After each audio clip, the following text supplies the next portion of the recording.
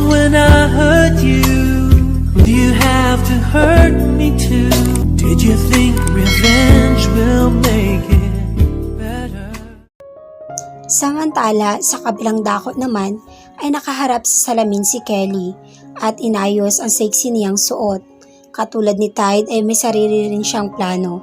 Plano niyang akitin ang isa sa mga Sandoval brothers at doon siya sa madali makuha at kilala ang womanizer o babaero. Tumunog ang kanyang phone at napangiti siya nang makitang tumatawag si Jerome, ang pangalawa sa Sandoval brothers. "Hi sexy, can I see you later?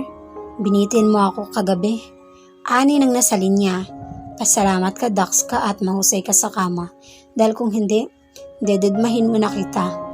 Ani nang isip ni Kelly. "Sure, anong oras ba?" Sagot niya. 5 p.m. Sagot ni Jerome. "Okay, handsome. Tawagan mo lang ako kapag parating ka na mamaya, okay?" "Okay, may sexy Cathy." Sagot ng binata. Ang pakilala ni Kelly ay Cathy, ang kanyang pangalan, at lahat ng mga sinabi niya sa binata kagabi ay puro kasinungalingan lamang. Flashback. Pagkapasok pa lamang ni Kelly sa Heaven Club ay natanaw na ni Kelly ang grupo ni na Jerome. May kanya-kanyang babae ang mga kasama nito. Ang tanging ang lalaki lamang ang walang kasamang babae. Kaya naman lumapit siya dito at puno ng pang-aakit ang bawat haplos niya sa balikat ng binata. Kaya naman napatingin ito sa kanya. Maganda, flawless at sexy si Kelly. At ang mga kagaya niya ang mga tipo ni Jerome na pangkama lamang. "Hi Pogi, napansin kong ikaw lang ang walang kasama ah." Ani ni Kelly at naupo ito sa kandungan ng binata. "Gusto mo bang samahan kita hanggang langit?" Dugtong pa nito sa mahinang salita at ilapit nito ang bibig sa tenga ng binata. Pagkatapos ay mapang-akit nitong kinagat ng mahina ang tenga ng binata. Dahilan upang mapasingap ito at makaramdam ng init sa katawan ng binata. At sa gabing iyon ay nagpakasarap at nagpakalunod ang dalawa sa init ng kanilang katawan. "By the way, what's your name? At nag-work ka ba dito sa club?" Ani ni Jerome habang nakahiga pa rin sila sa kama at tanging puting kumot lamang ang nakatakip sa kanilang hubad na katawan. At kasalukuyan silang nasa VIP room sa 3rd floor. "No, mukha ba akong nagtatrabaho dito? And I'm Cathy. Taga-Antipolo ako. I'm just bored yesterday. So palagi ako nandito kapag wala akong magawa sa unit ko. Ikaw ba, anong pangalan mo?" Sagot ni Kelly at nilaro na hintuturo niya ang dibdib ng binata. "I'm Jerome Sandoval. And I think mauulit pa ito. Okay ba sa'yo? Gusto kitang gawing queen in bed everyday. This my number. Tawagan mo ako kung gusto mong pumunta ng langit." Ani ng binata. "Sure, why not? Actually, pwede mo akong gawing friend with benefits. Haha, pwede mo akong makausap, problema man or hindi. Makikinig ako. At anytime, gusto mong parausan, tawagan mo lang ako." Ani ni Kelly at naglakbay ang kanang kamay nito sa matigas na alaga ni Jerome. "Fuck, I want more Jerome." Ani ulit ni Kelly at pumatong ito sa binata tsaka nagumpisang sumayaw sa ibabaw ng binata. Sobrang nananabik si Kelly lalo na't ilang araw nang wala pang nangyayari sa kanila ni Tide. Kaya naman, hinahanap-hanap rin niyang makipagtalik at mabuti na lamang naisipan niyang umpisahan na ang plano. Planong akitin at kunin ang loob ng isa sa womanizer na anak ng mga Sandoval. End of flashback. 1 buwan na ang lumipas, kasalukuyang kaharap ni Tide ang mga kaibigan niya. May pagtataka sa mga mata ng mga ito habang nakatingin sa kanya. "Anong ibig mo sabihin? Pare, bakit mo ititigil?" Nagtatakang saad ni Cham sa kanya. "Mahigit 2 buwan ko nang nililigawan si Jessie. Hindi pa rin niya ako sinasagot. Pero nakakapasok na ako sa mansyon nila at tanggap na rin ako ng mami niya. Sa ilang beses na pagpasok ko sa mansyon nila para maghanap ng ebidensya at mapatunayan na ang mga Sandoval talagang pumatay sa 2 kaibigan natin. Pero mga pare, sobrang linis pre. Wala akong makita sa kanila. Mukhang maling akala ata tayo sa kanila." Mahabang saad ni Tide sa mga kaibigan. "So iniisip mong wala sa mga Sandoval ang pumatay kina Pau Bonox at Breeze? Ani ni Pride. Oo, at sa ilang araw, buwan na nakasama ko si Jessie, masasabi ko sa inyong lahat na napakabuti niya. Sobrang bait niya mga pare. Oo, nung una ubod ng sungit, pero hindi pala pare. Napakamatulungin at bait niya. Sagot ni Tide. Dahil nakikita niya at nakakasama niya ang dalaga, every weekend ay naglalaan ng oras si Jessie para sa mga batang nasa ampunan. Tumutulong ito sa bahay ampunan at sa iba pang taong mahihirap na nakikita nito. Nasaksihan ni Tide kung gaano kabusilak ang puso ng dalaga. Sobrang matulungin ito at masiyahin. Kaya naman sobrang humahanga si Tide sa dalaga. Iyan ang ba ang dahilan? Kaya titigilan mo na sila? O baka naman tuluyan ka nang nahulog sa Jessie Sandoval na yan? Ani ni Weng. Anong nahulog pinagsasabi mo? Ano pa? Di in love. Baka in love ka na pre kaya gusto mo nang tumigil mag-imbestiga sa kanila. Saad ni Pride. Of course not. At hindi na ako mag-iimbestiga sa mga Sandoval. Dahil palagay ko, wala sa kanila ang hinahanap natin. Hays, mat ba kasi agad-agad tayong nagpapaniwala kay Ellis? Puro hinala rin naman yun, katulad natin. Sagot ni Tide. Hindi nga ba? Kaya pala patago ka nang nagsasarili sa banyo kapag kasama mo si Jessie. Aminin mo na kasi, nagkakagusto ka na sa babaeng yun. Tama ang mga friends mo, mahal mo na siguro si Jessie. At isipin mo, siya lang ang nakakapagpabuhay sa anaconda mong antukin.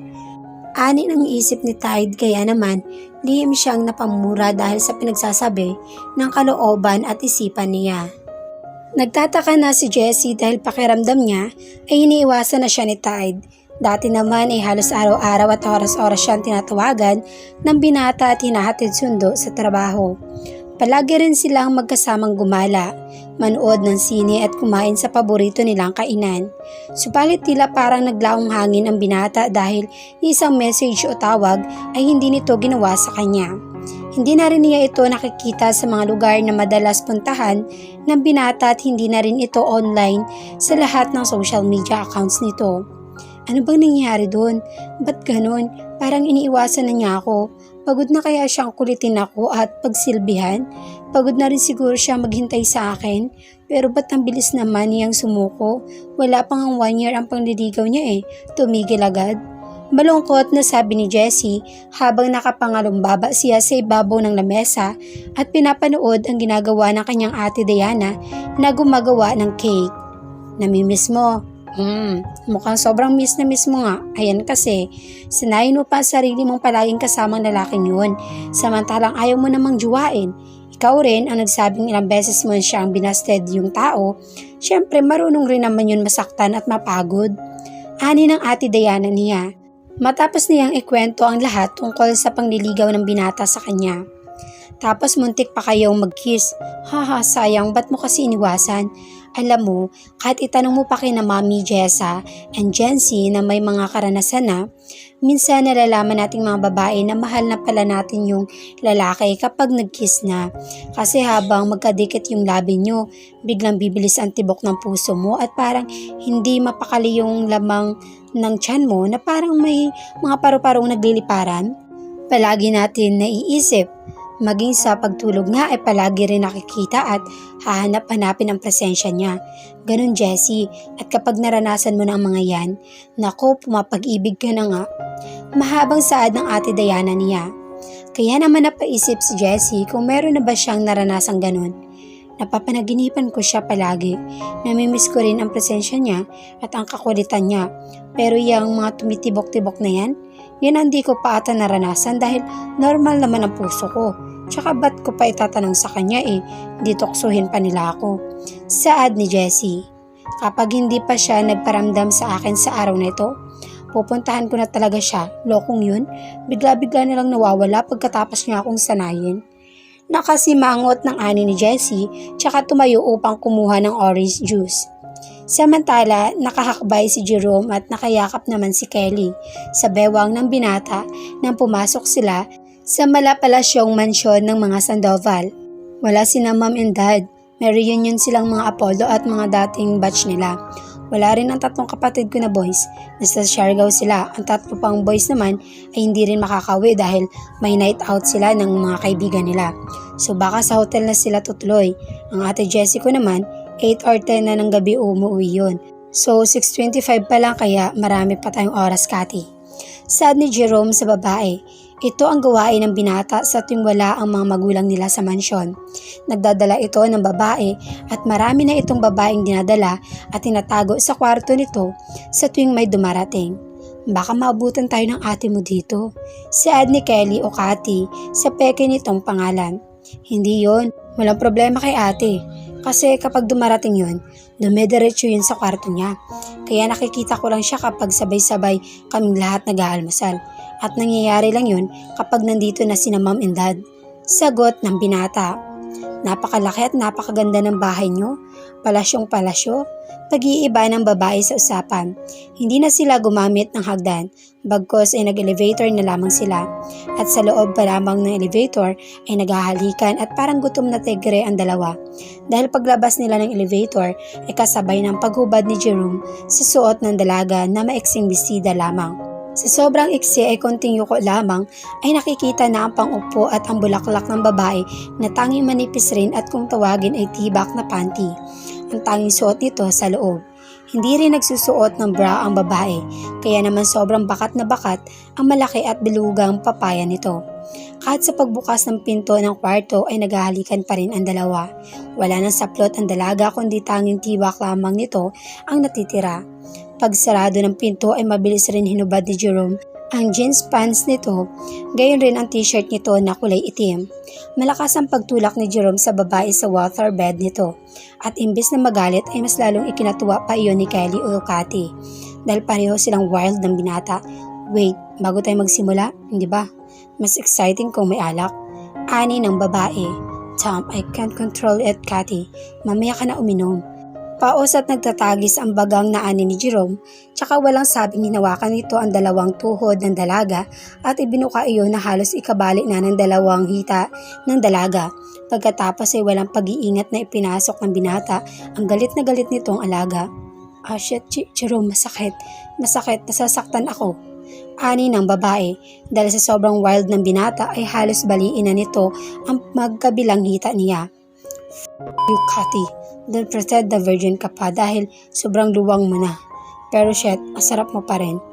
Gigil na sabi ni Jerome, tsaka sinakal ang babae at mabilis ang bawat pagbayo nito sa babae.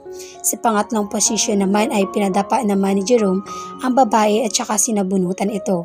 At ang kaliwang kamay naman nito ay pinagpapalo ang pangupo ng babae. Hindi akalain ni Kelly na sobrang dahas at halimaw pala sa kamang isang Jerome Sandoval. Nang matapos ang dalawa ay nakatulog si Jerome habang si Kelly naman ay gising na gising pa rin. Hinintay talaga niyang makatulog ang lalaki pagkatapos ay bumangon siya at kinuha ang malaking t-shirt ng binata at iyon ay sinuot niya dahil hindi niya alam kung saan itinapon ni Jerome ang mini dress niya kanina. Dahan-dahan lamang ang bawat kilos ni Kelly nang buksan niya ang pinto ng kwarto ni Jerome. Pigil na pigil ng dalaga ang paghinga at nakahinga lamang siya ng maluwang nang tuluyan na siyang makalabas ng kwarto. Lihim rin siyang nagpapasalamat dahil walang CCTV camera sa second floor kaya naman ingat na ingat si Kelly sa bawat hakbang niya. Tiyempo naman sa mga oras na iyon ay nagpapahinga ang mga katulong sa kwarto ng mga ito kaya naman mabilis isinagawa ni Kelly ang kanyang plano. Maraming pintong magkakasunod ang nadadaraanan niya at palagay niya ay mga kwarto ng Sandoval Brothers ang mga iyon. Binilang niya ang mga iyon at sa pang-8 kwarto ay naisip niya na kay Jessie iyon.